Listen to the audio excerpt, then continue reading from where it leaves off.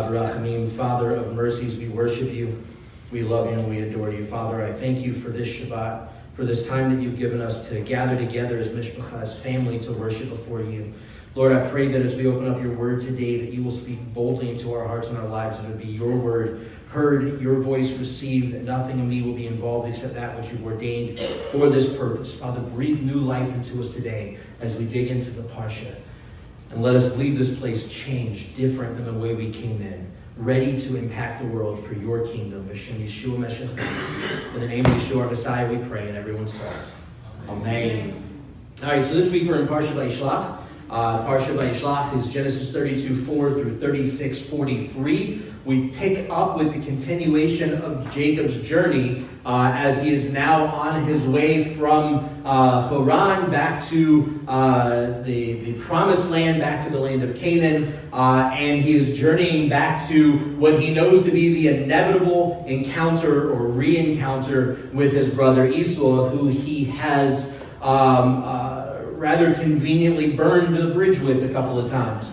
And so, as you remember, last week we read about him journeying to Haran to run away from Esau, to run away from the promised land. And what was really interesting, I think, about that was that he was running and constantly was looking behind him at an expectation that Esau or a dignitary of Esau was going to come up behind him and kill him. This week we see him finally 21 years later making his way back to the promised land, back to return to the promises of the covenant of the God of his forefathers, the God of Abraham, the God of Isaac, which has already been reiterated as a covenant made between Adonai and Jacob himself. And so now we're on this journey back to the promised land, and this is where we pick up at verse 10 in Genesis 32. If you have your scriptures, go ahead and open up there.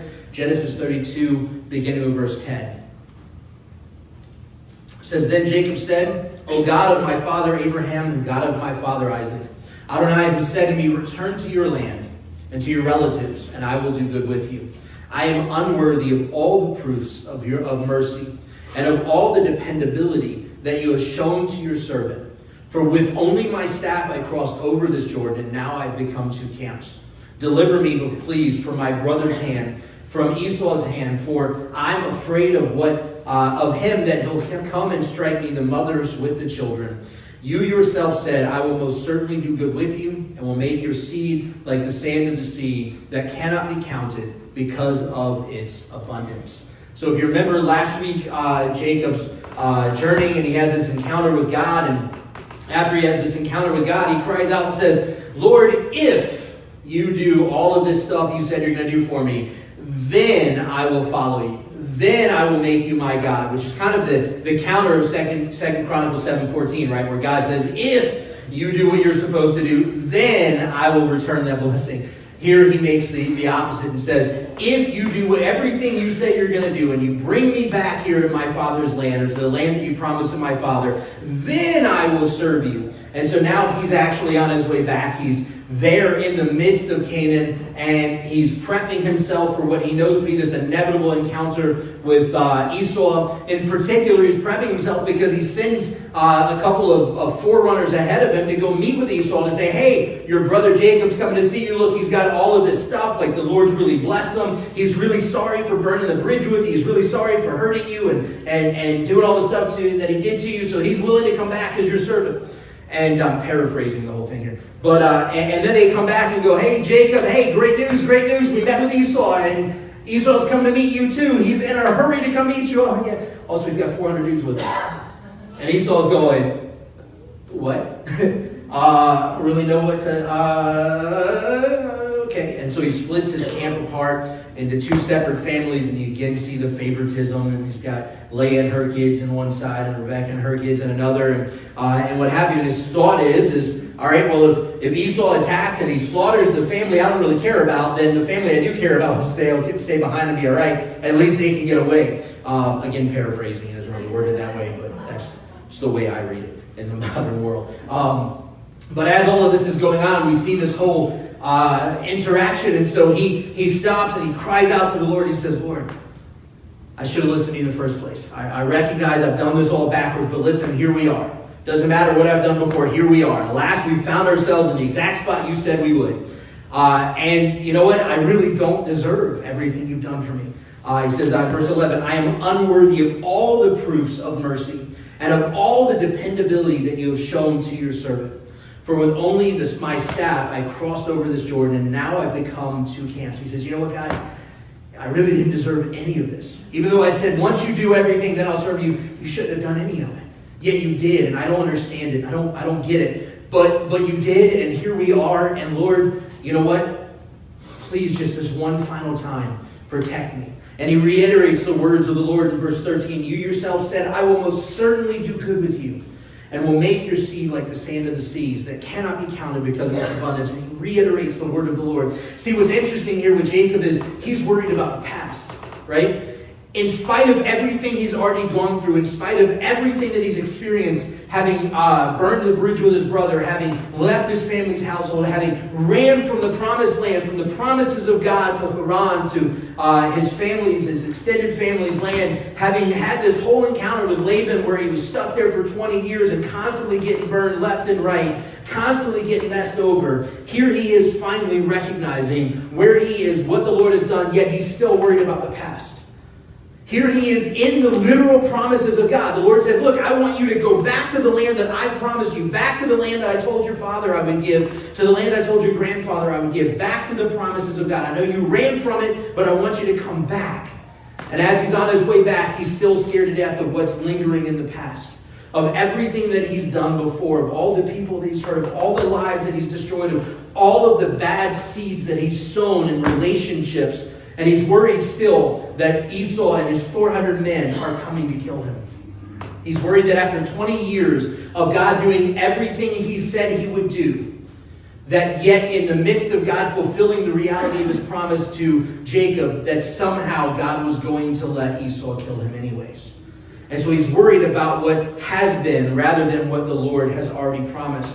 We move forward to verse 25 and we see this whole narrative with he sent his family across the river, and he's stayed behind to kind of to focus himself, to try and realign, to try and prepare himself for what's going to happen, and then ultimately he runs on ahead of his family to go meet Esau first. But verse 25 says, so Jacob remained all by himself. Then a man wrestled with him until the break of dawn. When he saw that he had not overcome him, he struck the socket of his hip. So he dislocated the socket of Jacob's hip when he wrestled with him. Then he said, let me go, for dawn is broken. But he said, I won't let you go unless you bless me.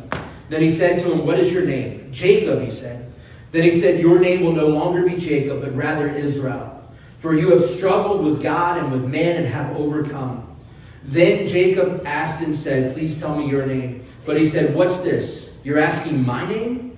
Then he blessed him there. So Jacob named that place Peniel, for I've seen God face to face, and my life has been spared. See, within Judaism, the ancient tradition of understanding here is that Jacob wrestled with the spirit of the angel of Esau. And one of the reasons that we have to kind of contort what's being said here to come up with that is because, generally speaking, within Judaism, we don't have an allotment for a physical presence of God. There's not this idea of, okay, here's this physical embodiment of God. Granted, we see countless times of what we would call in theological terms theophanies, or the visible representation of God in this human form. For some reason in Judaism, we really don't allow for this opportunity to exist, and that's a whole other story as to why, another day's discussion. But nonetheless, here we've concocted this whole side narrative of what's going on here, rather than actually looking at the text itself. And I believe it's really important that we understand what's going on here, because I believe this to have been yet another theophany, as it was with Abraham when he met with Melchizedek, as it was with Abraham when he sat and ate with the Lord and the two angels before Sodom and Gomorrah was destroyed. And as we see in countless other places throughout Scripture, I believe that this was a theophany, or what we would call in theological terms today, a Christophany. A physical presence, a human encounter, if you would, with the visible image of God.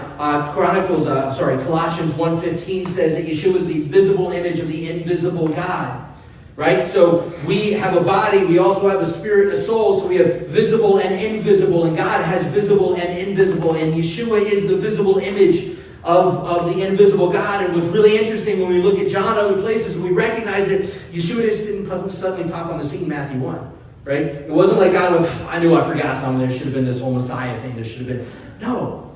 Yeshua is God who was robed in flesh and dwelt among us, which means that Yeshua's physical being, his physical visible image of the otherwise invisible God, had to have already existed as well, especially considering we, as Genesis 1 says, are created in his image and likeness, right? As the creation story says, we are created in his image and likeness, which means that Yeshua must have had a visible image already.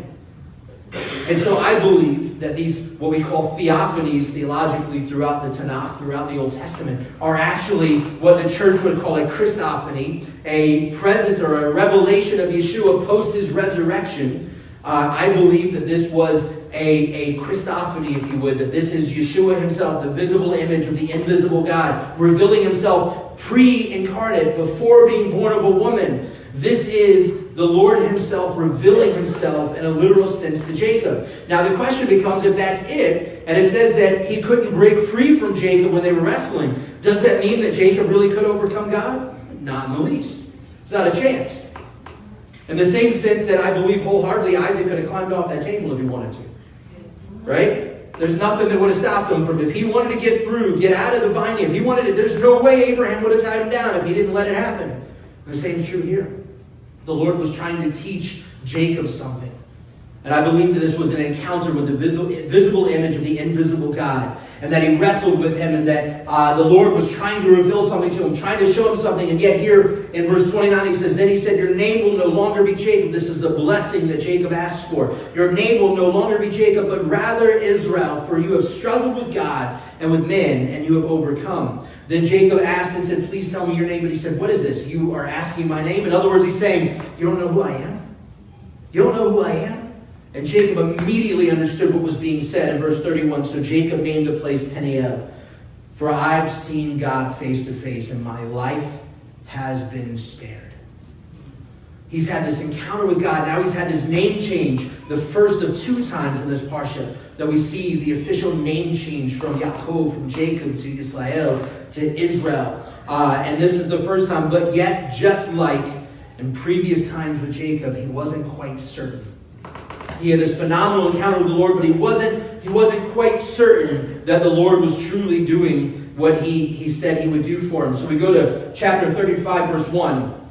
This is after he's now had his encounter with Esau, and Esau runs up and kisses him on the cheek and welcomes him, and all of this, which, by the way, if you pay attention, you'll notice they never really reunited. Right? Esau wanted him to come back to the family property. He wanted him to come back to where he lived. And Jacob went, yo, look, all my kids are too little. They can't make that journey that quick. So how about we catch up with you? You go ahead. We'll catch up with you. And Esau's like, all right, cool. We'll do that. So he runs off. And I imagine Esau's back at home preparing this welcoming feast for him, this party to welcome his brother back. And Jacob cuts a hard right and goes out to a whole other part. He goes out to Shechem instead of going back to where Esau was. And so I wonder if perhaps some of the family feud that are generations upon generations upon generations, the history of Israel and the Jewish people have experienced, doesn't come from the reality that Jacob never fully reunited as he should have with Esau.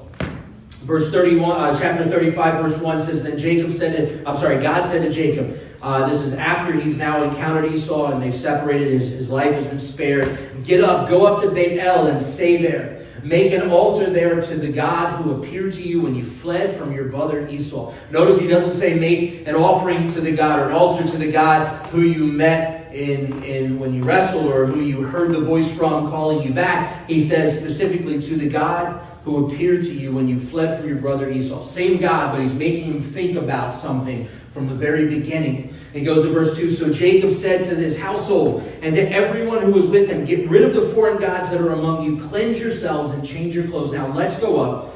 Let's get up and go up to Beit El so that I can make an altar there to God who answered me in the day of my distress and has been with me in the way that I have gone. Now all of a sudden the trigger is switched.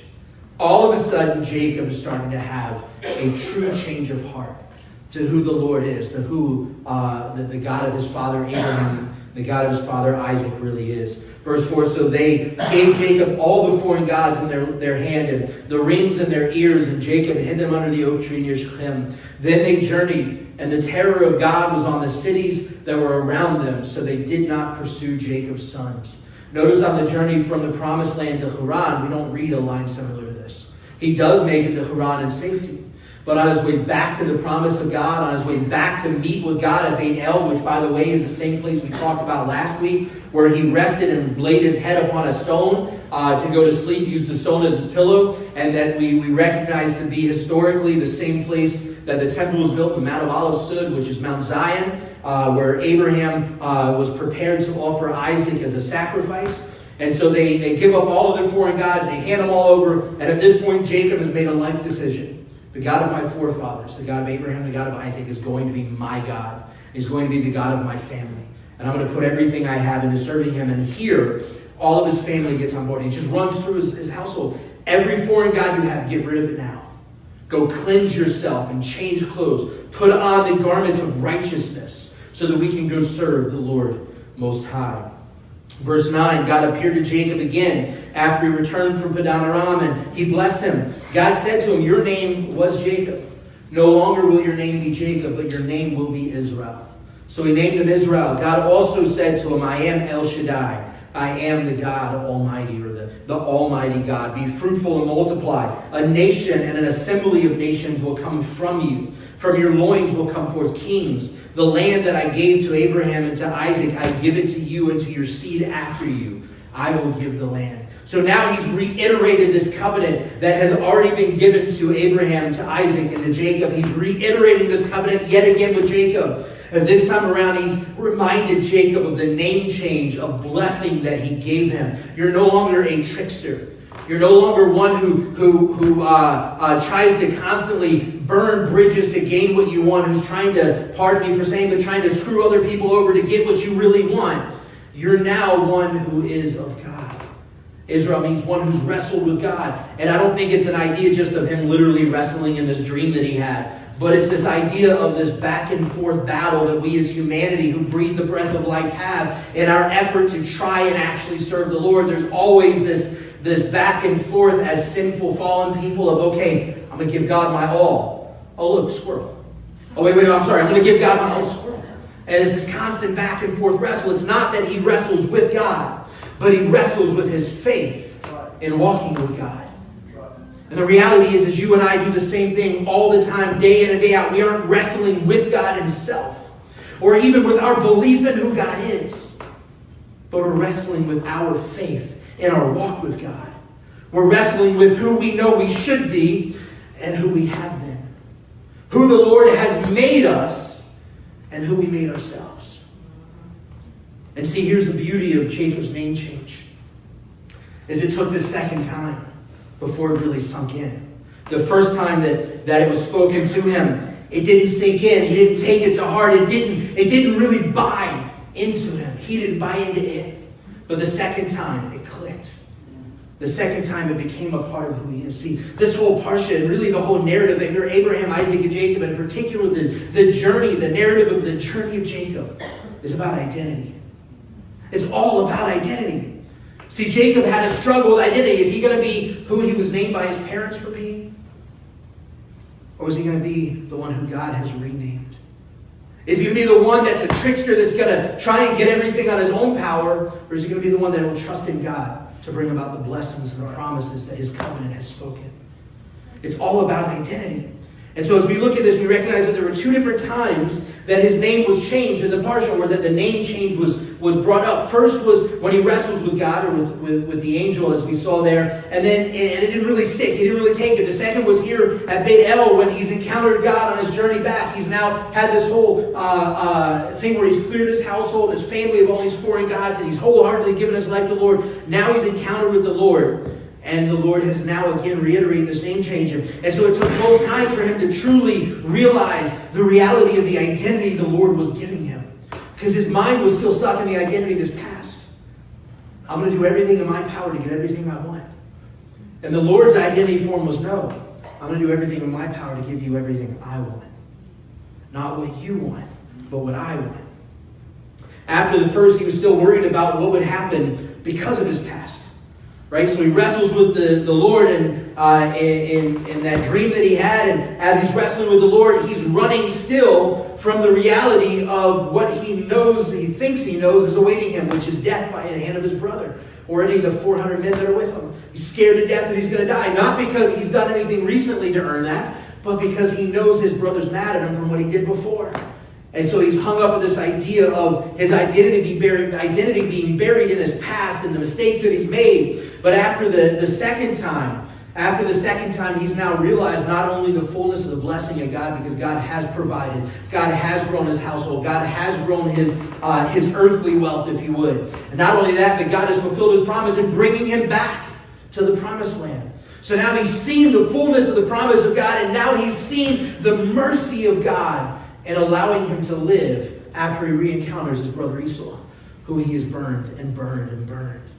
And so we recognize that it took a little while for that identity to set in, for him to recognize who God has called him to be. We go to Ephesians chapter 2, verse 11. Ephesians chapter 2, verse 11 says, "Therefore keep in mind that once you, Gentiles in the flesh, were called uncircumcised by those called circumcised, which is performed on the flesh by hand. At that time, you were separate from Messiah, excluded from the commonwealth of Israel, and strangers to the covenants of promise, having no hope and without God in the world. But now, in Messiah Yeshua, you who once were far off have been brought near by the blood of Messiah, for he is our shalom, our peace, the one who made the two into one and broke down the middle wall of separation. Within his flesh, he has made powerless the hostility, the law code of mitzvot contained in regulations. He did this in order to create within himself one new man from the two groups, making shalom, making peace, and to reconcile both to God in one body through the cross,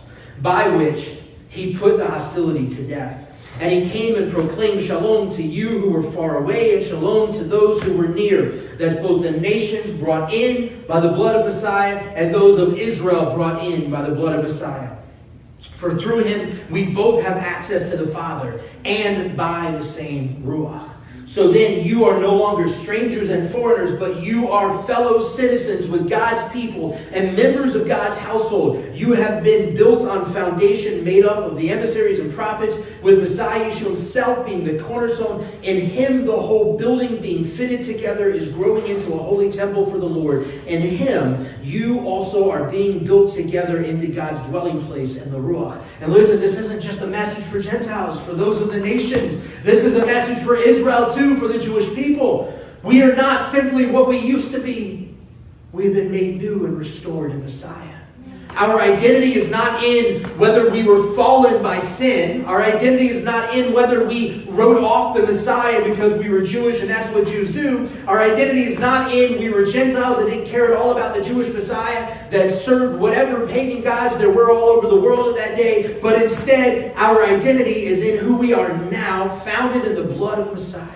Being made into one body, being made into one man, one new man, Jew and Gentile coming together as one in Messiah Yeshua. And so often, especially in the body of Messiah today, when we have, in fact, these divisions, we don't see the reality of what God is trying to do in unity in him, in the body of Messiah. We go to 1 Peter 2, verse 4. It says, as you come to him, a living stone rejected by men, but chosen by God and precious, you also as living stones are being built up as a spiritual house, a holy priesthood, to offer up spiritual sacrifices acceptable to God through Messiah Yeshua. We skip down to verse 9. But you are a chosen people, a royal priesthood, a holy nation, a people for God's own possession, so that you may proclaim the praises of the one who called you out of darkness into his marvelous light. Once you were not a people, but now you are God's people. You were shown no mercy, but now you have been shown mercy.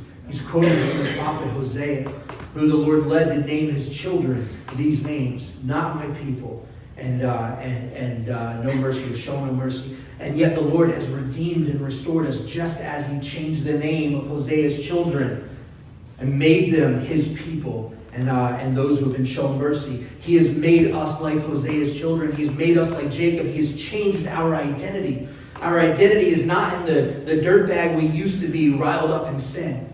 Our identity is not in who we were before Messiah. Our identity is not in who the world wants us to be. Our identity is not in our political affiliations. It's not in our denominational affiliations. Our identity is not in our opinions. Our identity is in Messiah.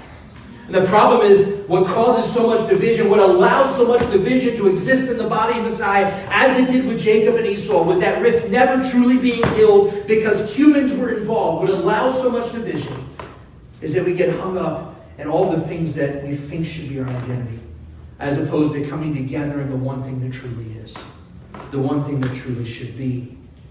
We go to Colossians 1, verse 21. Once you were alienated from God and hostile in your attitude by wicked deeds, but now he has reconciled you in Messiah's physical body through death in order to present you holy, spotless, and blameless in his eyes. You can't be holy, spotless, and blameless if you're stuck in who you used to be pre-Messiah. You can't be holy, spotless, and blameless if you're stuck in the sinful ways that you walked in before. And by the way, as our Haftorah, our Bruch HaShah reading in our Torah service said, you know what, we're called to separate ourselves, particularly it's talking about those of sexual immorality. And he says very blatantly, I'm not talking about the world's type of sexual immorality, right? So I'm talking about what may exist within your own body. Rid the community of it. He says, look, you can't, the world's going to be the world. You can't change them until they see Messiah in you and what he can do in their lives. You can't cut yourself off from the world, because if you cut yourself off from the world, then you're never going to reach them. If we become an insular community shut off from the world around us, they're never going to see who we are in Messiah and who Messiah wants them to be in him. Verse 22 of Colossians 1 we pick up. But now he has reconciled you in Messiah's physical body through death in order to present you holy, spotless, and blameless in his eyes, if indeed you continue in the faith, established and firm, not budging from the hope of the good news that you have heard. This good news has been proclaimed throughout all creation under heaven and earth. And I, Paul, have become its servant. Wrapping this out with John chapter 1, verse 10, he says, he was in the world, and the world was made through him, but the world did not know him. He came to his own, but his own did not receive him. But whoever did receive him, those trusting in his name, to those he gave the right to become children of God. They were not born of a bloodline, nor of human desire, nor of man's will, but of God.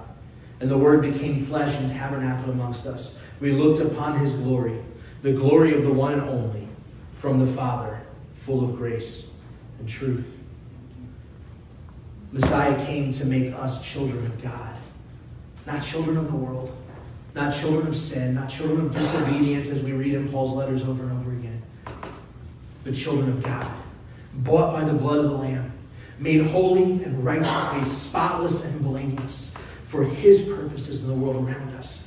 But if we live our lives tied to our identity of our past, rather than wholeheartedly sold out in our identity in God, our identity in Messiah, then we are robbing the reality of what the good news, the Besorah of Messiah Yeshua wants to do through our lives and the world around us. We are robbing the world of the reality of unity. I truly believe that God's heart, his will for Jacob and Esau was to be reunited as one people. Without a doubt, the promise was spoken to go through Jacob. Whether Jacob ever stole the birthright or the blessing from Esau or not, God's word would have been true. Somehow or another, God would have worked it out. He doesn't need us to help him out in this situation. He didn't need Sarah going, hey, God didn't give me a kid, so here's my servant. Have one with her. And all the problems there. He didn't need us to go through trying to force our way into the birthright and the promise. He didn't need us to do any of that. He didn't need you and I to do any of the number of things that we've messed up that he wanted to do for us. Any of the number of things that we messed up, he didn't need us to get our hands involved. You know, if the Lord speaks promise to you, and by the way, his word is full of promise, so it doesn't even have to be audible voice. You hear God speak some majestic heavenly sound that takes you over, and God, none of that matters. It's in the word. The promise is spoken over you, and he doesn't need you to make it happen because he's already spoken into existence. Just as he spoke creation into existence in the first place, he just needs you to get out the way and let him use you the way he wants. But we're so worried about our past and what people may think. We're so worried about what we've done to others or what others have done to us. We're so bogged down in the reality of the sins and the mistakes that we've made rather than the reality of the wholeness that God is wanting to make us. See, before he can make us holy, he's got to make us whole. And each and every one of us, especially in this day and age, in this mucked up world, each and every one of us are messed up. Each and every one of us have people in our lives that have damaged us, that have broken us, that have done things that we can't figure out how to get out from under. Each and every one of us, whether we want to admit it, have done the same thing to everyone else in our lives too. But the reality is, we serve a God whose loving kindness, whose mercy endures forever. And because of his grace and his mercy, you and I are no longer what we used to be. And our identity can never be rooted in that anymore. Because if it is, we damage the work that he wants to do through us.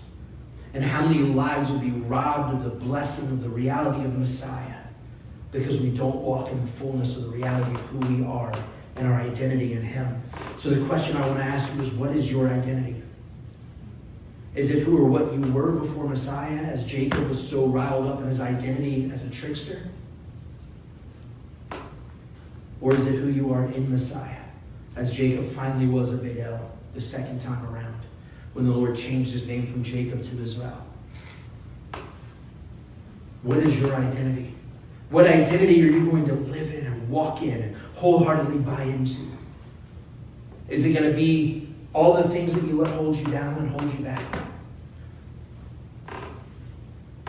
I joke a lot of times when I waited tables, and some of you have heard me say it here too, joking around. I've obviously, and this isn't to brag, this is just to bring home a point, I've obviously lost some weight in the last 6 months or so, 9 months, whatever it is. And when I was in restaurants, and I was considerably larger than I am now, I was known, I'm sarcastic, it's just who I am, it's what I do.